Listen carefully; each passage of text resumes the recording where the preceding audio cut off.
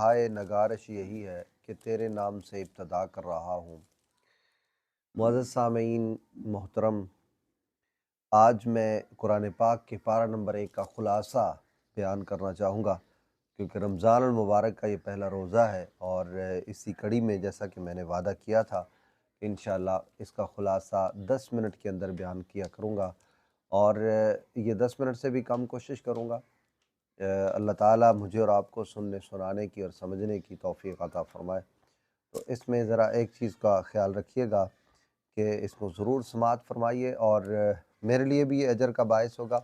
आगे दोस्तों को भी शेयर कीजिए ताकि जितने ज़्यादा लोग सुनेंगे, आपके तवस्सुत से सुनेंगे तो आपको भी अजर मिलेगा और मुझे भी अजर मिल रहा होगा। तो अल्लाह ताला हमारी नीयतों को अजर लेने के लिए कबूल फ़रमाए और हमारी नीयत को दुरुस्त फ़रमाए। खुलासा कुरान में पारा नंबर 1 में जो पहली नसीहत अल्लाह ताला ने हमें की है, जो मैं समझा हूँ वो ये है कि अल्लाह की याद जो है वो ज़्यादा से ज़्यादा दिल में रखनी चाहिए। अल्लाह ताला को हर वक्त याद करना चाहिए।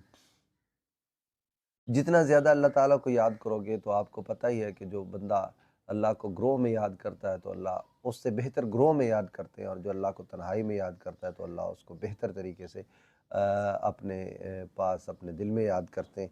अल्लाह ताला की ज़ात एक ऐसी ज़ात है जो बड़ी बावफ़ा ज़ात है, जो कभी भी ऐसे नहीं करती कि हम उसको याद कर रहे हों और वो हमें याद ना करें। बल्कि आपको याद होगा कि अल्लाह ताला ने सूरतुल फ़ातिहा जो है उसको आधी-आधी तक़सीम कर दिया है। हदीस में आता है कि 2 हिस्सों में अल्लाह ने नमाज़ को तक़सीम किया, आधी अपने बंदे के लिए और आधी अपने लिए। जब भी बंदा पढ़ता है अल्हम्दुलिल्लाहि रब्बिल आलमीन तो अल्लाह ताला आगे से जवाब देती है अल्लाह ताला की ज़ात और कहती है हामिदानी अब्दी, मेरे बंदे ने मेरी तारीफ़ की। तो आप और मैं, हमें सबको ये ज़हन में रखना चाहिए कि अल्लाह ताला को कसरत से याद करना चाहिए। ये पहली नसीहत है। और कसरत से याद जो है उसमें यही है कि हर अमल करते हुए आप हत्ता कि किससे लड़ाई कर रहे हों तो आप ज़हन में यही रखें कि रसूल अल्लाह सल्लल्लाहु अलैहि वसल्लम और अल्लाह का इसमें क्या हुक्म है।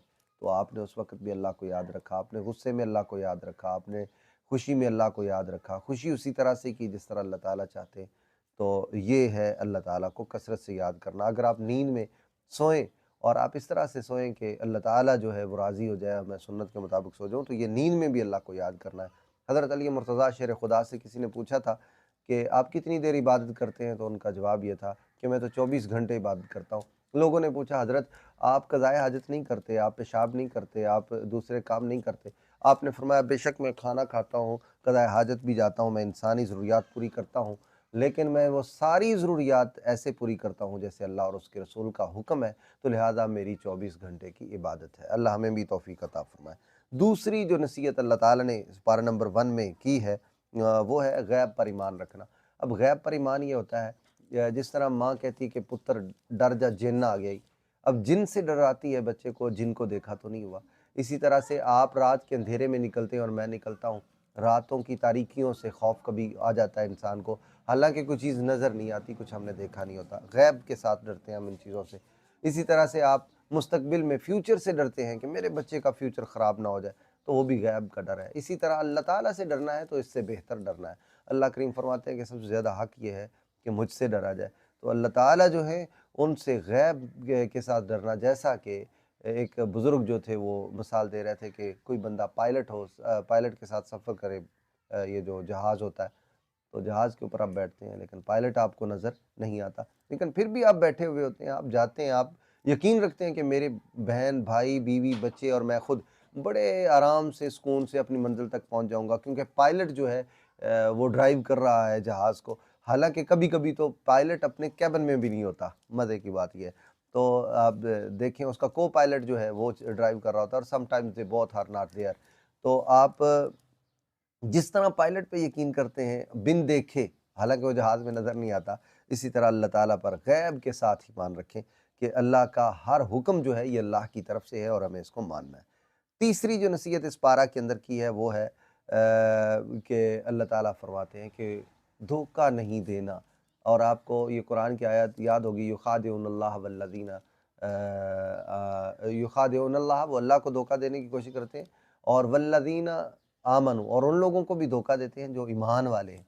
और ये जो धोखा है ये आपको पता ही है इस बात का है कि ज़ाहिरी तौर पर हम इबादत कर रहे होते हैं लेकिन दिल में जो है इबादत नहीं है। ज़ाहिरी तौर पर हम अच्छे इंसान बने होते हैं, अंदर से हम अच्छे नहीं हैं। हमारे कौल और फ़ेल का तज़ाद जो है, हम कह कुछ और रहे होते हैं, कर कुछ और रहे होते हैं। तो ये सारा का सारा धोखा है। अल्लाह कहते हैं ये धोखा तुम अल्लाह को नहीं दे रहे, ना अल्लाह के बंदों को दे रहे हो बल्कि अपने आप को धोखा दे रहे हो। तो ये तीसरी नसीहत है, धोखे से बचना और धोखा ना देना। हसन बसरी रहमतुल्लाह अलैह ने जो चौथी बात की है वो मुनाफ़क़त है, मुनाफ़क़त। अब मुनाफ़िक से जो है इसके बारे में कुरान पाक में अल्लाह ताला ने यहाँ पर क्या साइंस और क्या निशानियाँ बयान की। हदीस में भी तो आता है ना, इज़ा हद्दसा कज़ब, इज़ा वअदा अख़लफ़, इज़ा अमाना ख़ाना व इज़ा ख़ासम फ़जरा। 4 निशानियाँ होती हैं, जब बात करे झूठ बोले, जब वादा करे वादा खिलाफ़ी करे, जब अमानत दी जाए तो ख़यानत करे और जब कभी लड़ाई हो जाए तो गंदी गालियाँ निकाले। ये मुनाफ़िक की निशानियाँ हैं। लेकिन कुरान में भी अल्लाह पाक ने इससे मना फ़रमाया है कि आप मुनाफ़िक़त से बचें। सहाबा इतना डरते थे या इतना डरते थे कि बाद औक़ात हज़रत हंज़ला जैसे सहाबी कहते हैं, मैं हंज़ला मुनाफ़िक हो गया, मैं मुनाफ़िक हो गया। हज़रत उमर रज़ियल्लाहु अन्हु के पास जाते हैं, आप कहते हैं अगर ये तेरी कैफ़ियत है, मेरी भी यही कैफ़ियत है, तो मैं भी मुनाफ़िक हो गया। पता ये चला कि जी हुज़ूर की पास बैठते हैं तो दिल में और अल्लाह ताला की याद होती है और जब अलहदा होते हैं, अलग होते हैं तो अल्लाह ताला को उस तरह से हम याद नहीं कर पाते, जिस तरह से अल्लाह ताला को याद करने का हक़ है हुज़ूर के सामने करते।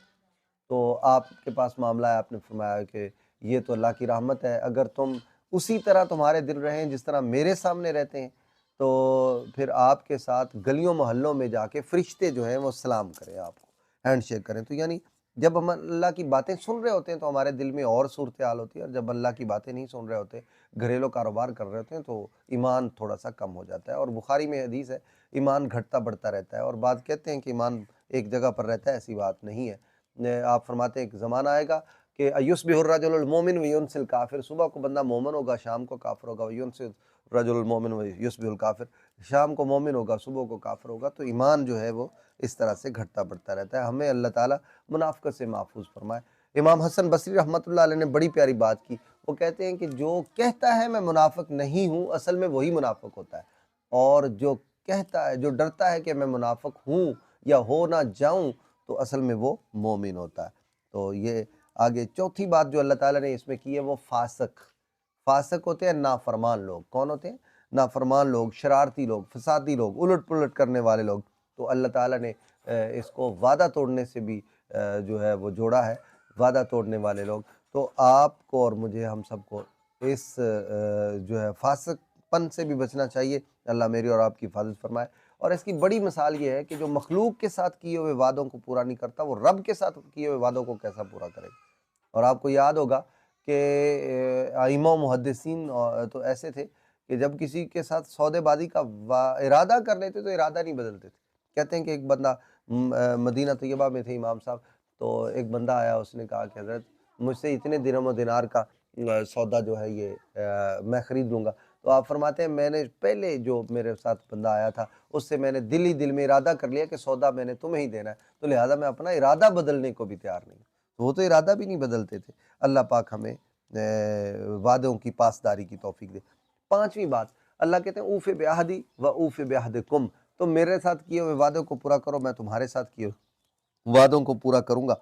तो अल्लाह के साथ वादे कौन से हैं? अल्लाह ताला ने कहा है कि मेरे साथ शिरक न ठहराओ, मेरी ही इबादत करो। इस तरह अल्लाह कहते हैं कि तुम मेरा शुक्र अदा करोगे तो मैं तुम्हें और दूँगा, मेरी नेमतों का कुफ़्र करोगे मैं अगली भी छीन लूँगा। इसी तरह से तुम मुझे पुकारोगे, मैं तुम्हारी बातों का जवाब दूँगा और कबूल फ़रमाऊँगा।